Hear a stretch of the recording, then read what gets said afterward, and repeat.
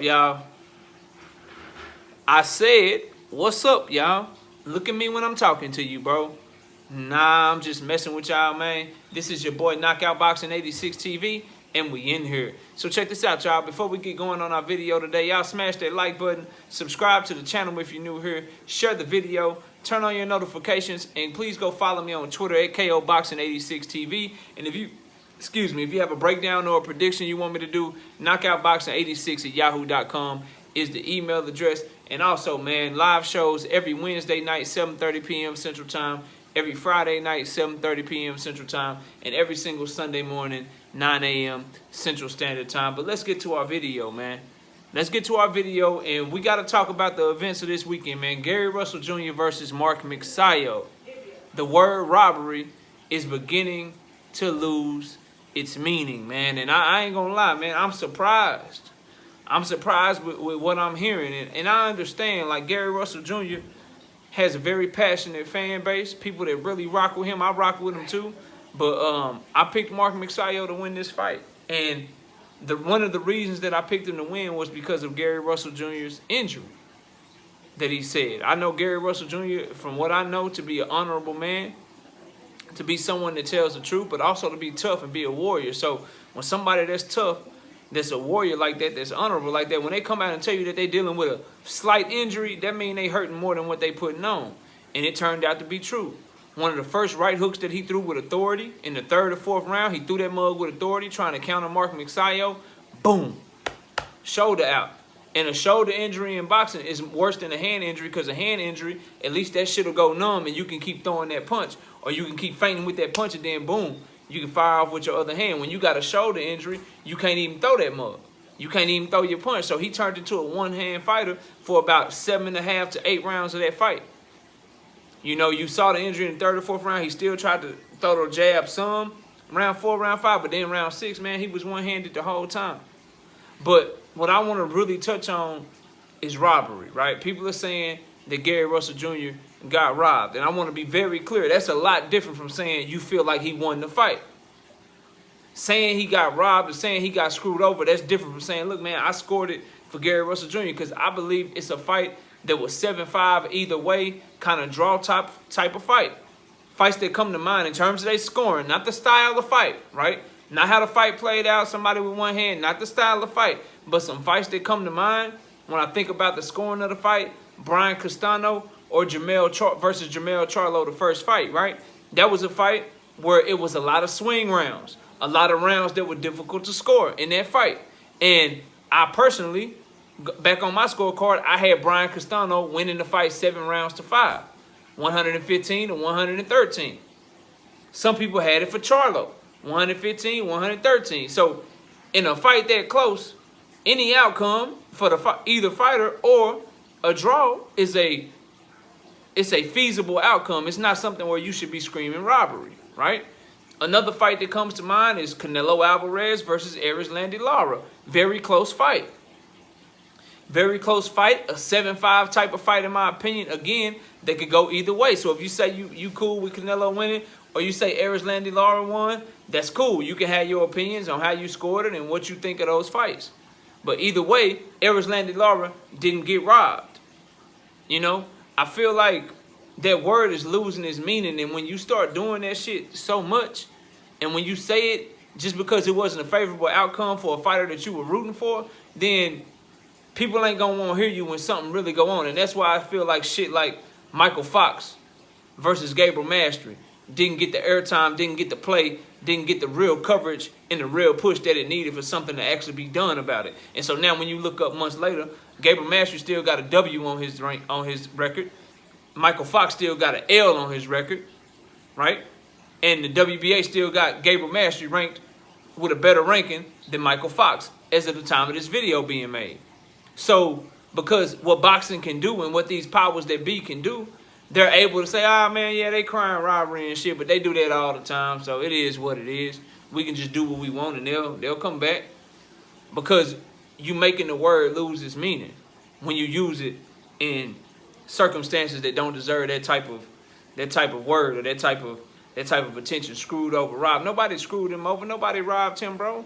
It was a close fight that could have went either way, and we see this in boxing all the time. The more active fighter that landed the more punches, they get the nod in a lot of those instances. Sometimes they do give it to the boxer that maybe landed a little bit more crisper shots. Maybe his shots were a little bit cleaner, but he threw way less. He threw way less, but he showed some ring generalship. And he had moments where he was outboxing the other guy, the more active guy, clearly. This happens in boxing, bro. So, screwed over, robbed? Nah, bro. Nah. The opinion that I do hold is that shit, my pick of Magsayo would have been dead wrong if Russell would have been able to be healthy for the whole fight. A healthy Gary Russell Jr., in my opinion, beats the shit out of Mark Magsayo based off of what I saw in that fight with him fighting with one hand. But again, yeah, we talked about Magsayo's skill. But if you go back to our breakdown, if you go back to our prediction, what were we highlighting? Hey, man, Gary Russell Jr. said he was injured. Hey, man, Gary Russell Jr., he missed weight on the first try. I ain't never seen him do that before. Hey, man, Gary Russell Jr. got a lot of personal shit, got a lot of family shit going on. I don't know what's going to catch up to him, y'all, but all of that shit, I can't pick him to win this fight. There's too many red flags to me. And it turned out to be the injury, because the being missing weight the first try, he was in shape. Shit, he didn't look like he gassed out. As a matter of fact, he won the 12th round, in my opinion, very clearly. The stuff with his personal life, you know, his father, his brother, he looked focused. You got to be focused as shit to put on the performance that he put on with a bad shoulder, right? The injury is what ended up costing him the fight, in my opinion. So, again, if you are the mindset, look, man, I scored a 7-5 for Gary Russell Jr., all right, cool.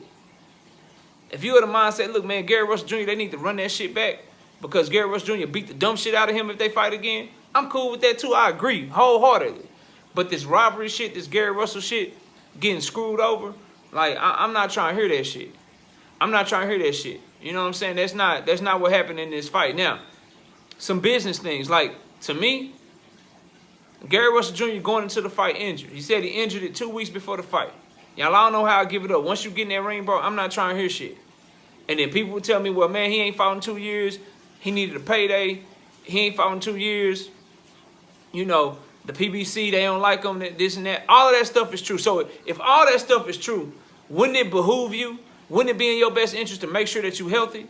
Because at the end of the day, the only leverage that you have in boxing, if you Gary Russell Jr., just keeping it a buck with y'all, the only leverage you have is that world title.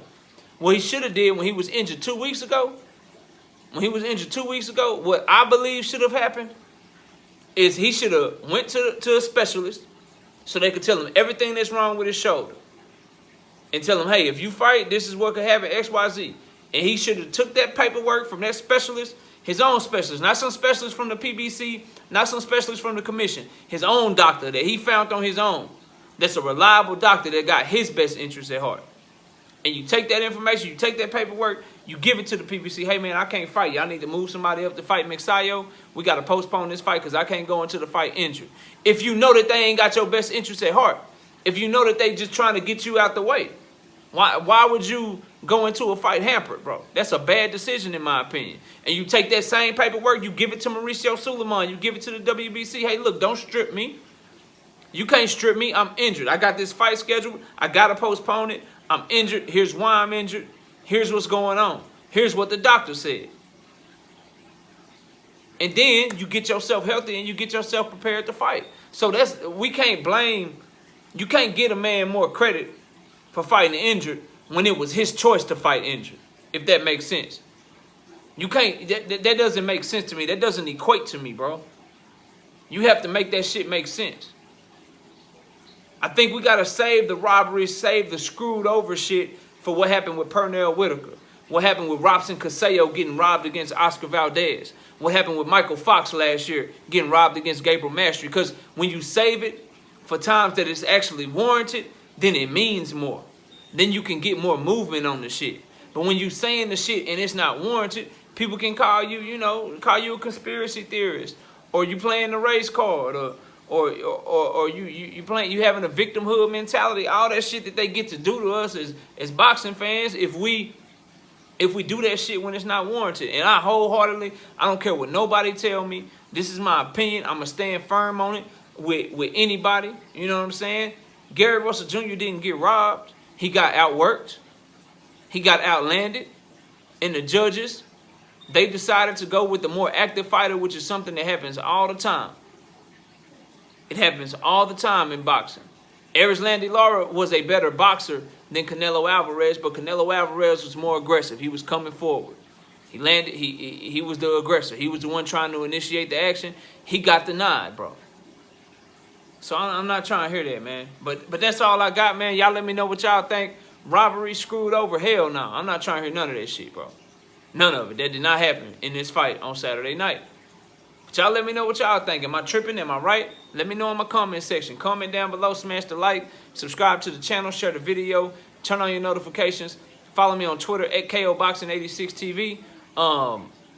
And if you got a breakdown or a prediction you want me to do, knockoutboxing86@yahoo.com is the email address. I appreciate everybody watching the video. Go enjoy the rest of your day. And with that, we out of here. Peace, y'all.